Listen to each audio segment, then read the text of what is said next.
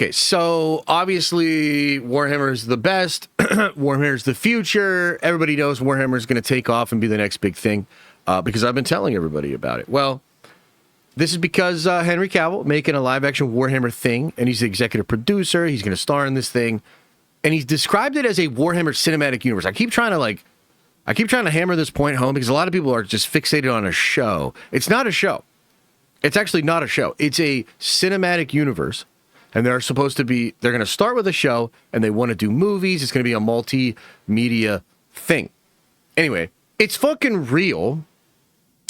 And a source reached out to me and told me something that I couldn't fucking believe when I first heard it. And what it was, I'll just show you right here.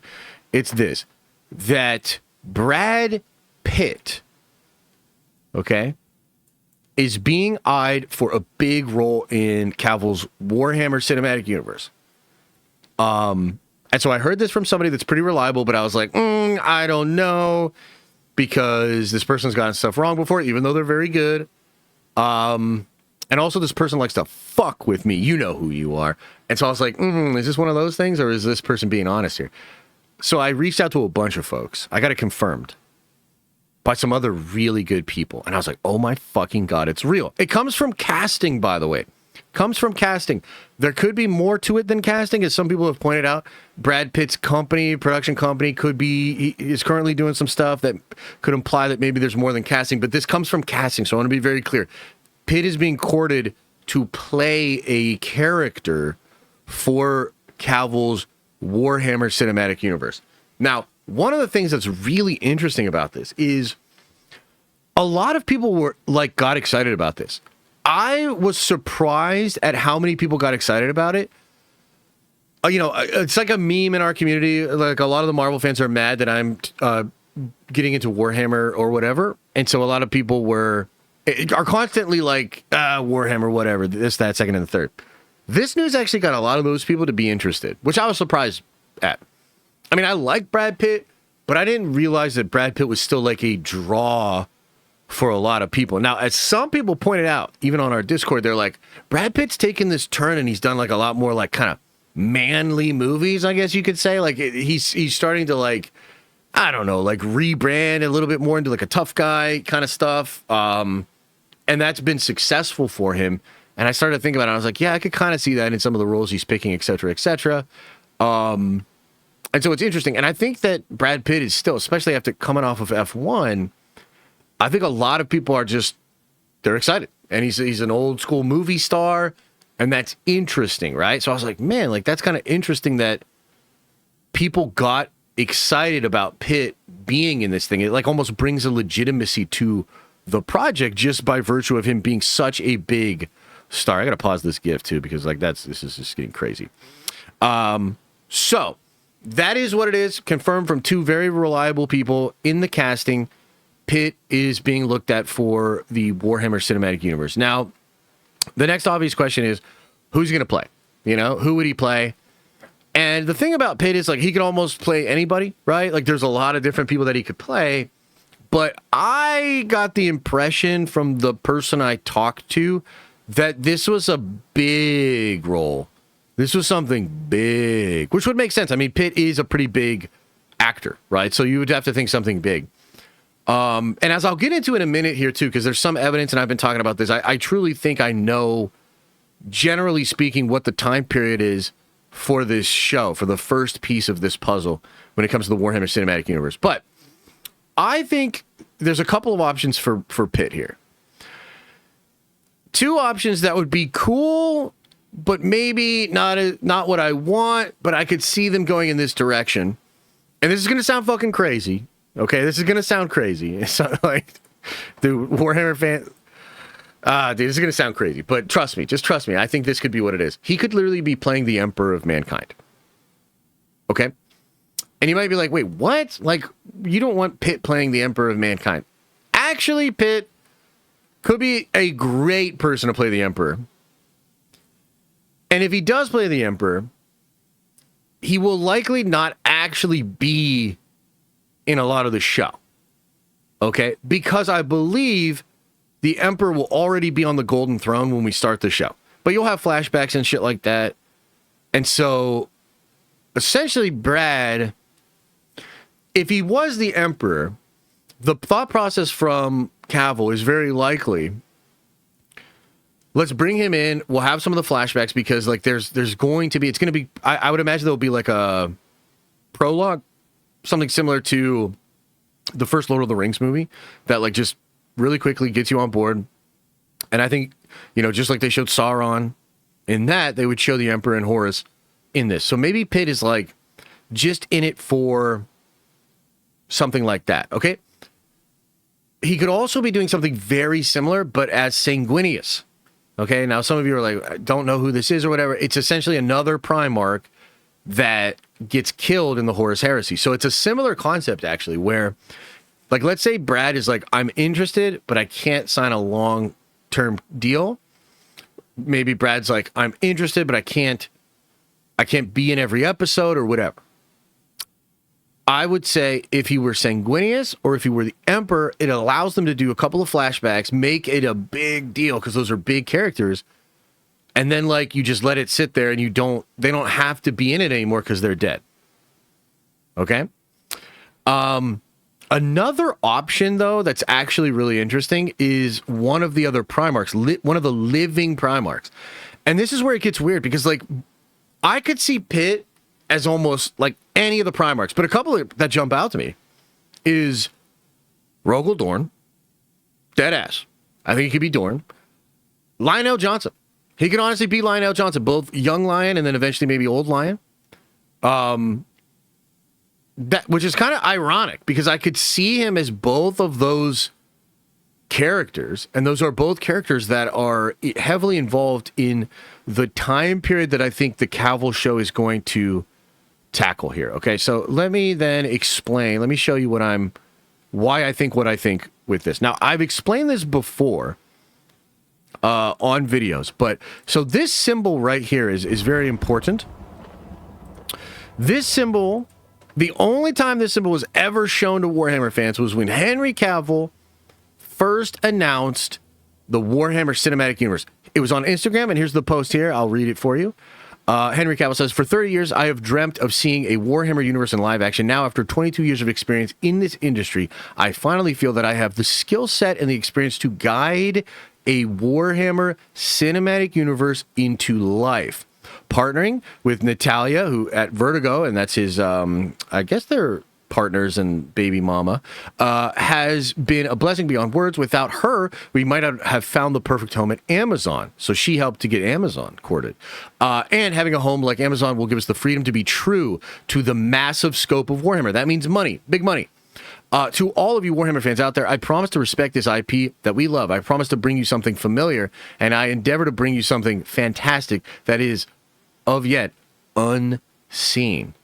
The first steps are to find filmmaker, creator, writer. Watch this space, my friends, for the Emperor. And this was 3 years ago when he made this post. Okay, so this symbol here, made for this post, the only other time this symbol has been seen on anything official Warhammer was earlier this year on this book. This book is a collector's version of the Era of Ruin anthology. This is essentially a prologue to the Horus Heresy. The Horus Heresy, 64-plus novel series, crazy story told of all of that, and then Horus and the Emperor at the end of it. Horus is killed, the Emperor is put on the Golden Throne. This book was released this year. It's incredible, by the way. It's an anthology of all of these stories that take place, like, basically directly after the Emperor gets put on the Golden Throne. Okay, so just walk with me on this, okay? From Cavill's perspective, from their perspective here, why the Age of Ruin? Why the Scouring? Why would this be the place to start? It seems crazy. And, my friend Valrak has been doing videos on this sort of stuff, and he and I have been sort of sharing some info behind the scenes. And he made a big video about the scoop I had about Brad Pitt and everything, okay? And Valrak's one of his points is, this is too deep. It's too much of like if you dive in here, the fans will be like completely lost. And it's like, this is too much. I would actually argue this is the perfect place to start. Because, so think about it. The first edition of Warhammer, Rogue Trader, but going into second edition, the Emperor is established as on the Golden Throne. So the whole idea was like, he's on the throne and he can't actually be the leader anymore. He's keeping everything alive, and then everything just decays into nothingness, okay? I almost feel like starting the story here, as the Emperor is put on the throne, first of all, you could actually possibly explore that whole time period and, like, imagine what it would be like to see that, to see the Emperor put on the throne, to have the Primarchs explain to the Imperium and everything what has happened and, like, what is going on, to live in, like, that place, like, after this big civil war, as things are being rebuilt and everything. Dude, I actually think it's the perfect place to introduce fans into Warhammer, because you can do things like refer to what had just happened, even show flashbacks to different battles, but you don't have to deal with the scope and the complexity of the actual Horus Heresy. It also allows you to have the Primarchs, those that were around then, and this includes Constantine Valdor and other characters like this. Unfortunately, not Malcador, right, because he dies during the Heresy. But it allows you to focus on those chapters at a time when a lot of really important lore stuff is happening, like the Codex Astartes, the first founding, the fucking Lion and the Dark Angels, destroying a bunch of planets and hunting the traitors, and then dealing with Caliban and all of that sort of stuff. Like, there's a lot of incredible stuff that happens there, and I think it's a good place to start that story. I don't know if they'd ever actually do the Horus Heresy. If they did, they could do it in the future via movies or stuff like that. But that's, like, I think actually a good area to bring fans in. And it's also an area that hardcore Warhammer fans would be really interested to see more of, right? And I would imagine it's going to time jump. I imagine you get into 40K as well. And eventually I think this all leads to, like, the resurrection of Guilliman. But really, if this is a story that's going to lead to the resurrection of Guilliman, which I think would be like the movie stuff, doesn't it make sense to show Guilliman getting killed by Fulgrim? Like, don't you need to show the demon Primarchs? Don't you need to sort of show, like, that buildup and then have him die in order for his resurrection to, like, be impactful and crazy? I think you got to show it either way.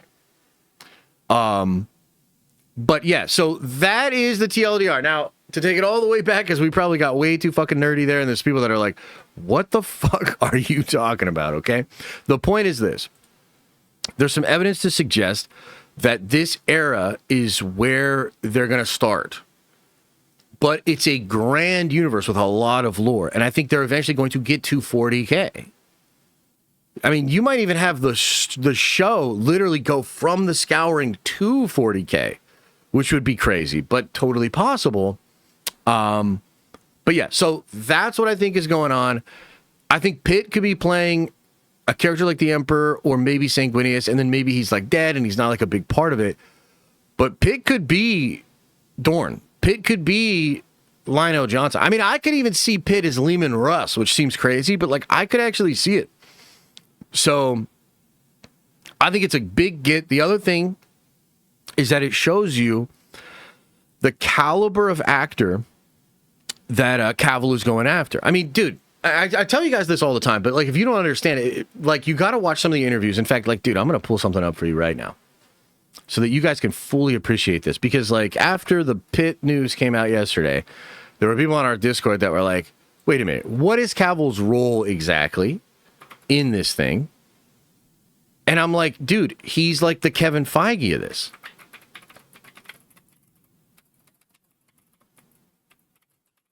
He's that guy. Okay? And I want to show you there's a short that can help to susplain this. And this actually is on Valorac's channel too. It is. Bro, okay. We watch the Josh Horowitz stuff a lot, right? Josh does great interviews. So I want you to just hear this. Okay? I just want you to hear this. This is Henry Cavill being asked by Josh Horowitz about the Warhammer show. It's early days, but Warhammer, I mean, there's nothing more close to your heart than this, I know. It is the greatest privilege of my professional career to have this opportunity. I can't say too much again. It's early days still, but to have this opportunity to bring it to the screen and be at the tiller so it can be faithful is key to me. And this is the stuff I've been dealing with since I was a kid. Yeah. This is sort of is the stuff I spend my free time daydreaming about as an adult as well, and I get to bring it into life. And there is no greater reason than I joined the industry than doing something like this, and I'm very happy to be here. It's early days, but Warhammer, I mean, there's nothing more. So the point is, this is his shit. This is his childhood. This is the shit he loves. Okay, and he is at the tiller, as he says. That's an expression. You know, you got to decipher the British out of this, but that just means he's like controlling it. He's at the tiller. He's controlling it so that it can be faithful. This is the most important thing in the world to this dude, and he is courting some of the best and most important talent that is out there right now. The Brad Pitt thing just shows the level of acclaim and the type of people that Henry is going after. You know, in Valrak's video recently, he talked about Gary Oldman. Gary Oldman is a Warhammer fan. There's photos of Oldman at Warhammer World. The Reacher guy, apparently there's a story where the Reacher guy talked about how Cavill got him interested in Warhammer. Anna de Armas. There's like other things. Like, dude, I joke about this a lot where I'm like, oh, you know what Cavill's currently doing right now? Because he's doing Highlander, right? And I keep joking. I'm like, dude, all Highlander is like a way to keep the profile growing, but also to get Chad fucking Stahelski cornered in a bar so that he could pitch him Warhammer. Chad Stahelski on Warhammer, like, fuck yeah. Russell Crowe being on in Highlander. That's Warhammer. Trust me. Cavill will talk to Crowe about Warhammer, because to him, and I know a lot of you guys are like, oh, there's no way it'll take over this, that, second, and third. Henry sees how this could be as culturally as impactful as when Lord of the Rings came into live action. Henry sees that this could be as culturally impactful as when Game of Thrones came into live action. He sees the potential for this thing to be that big, and he's going after the biggest talent that he can. And I'm just telling you, like, this shit is going to pop the fuck off. And I'm really excited. So anyway, that's the Brad Pitt news. What do you think of it?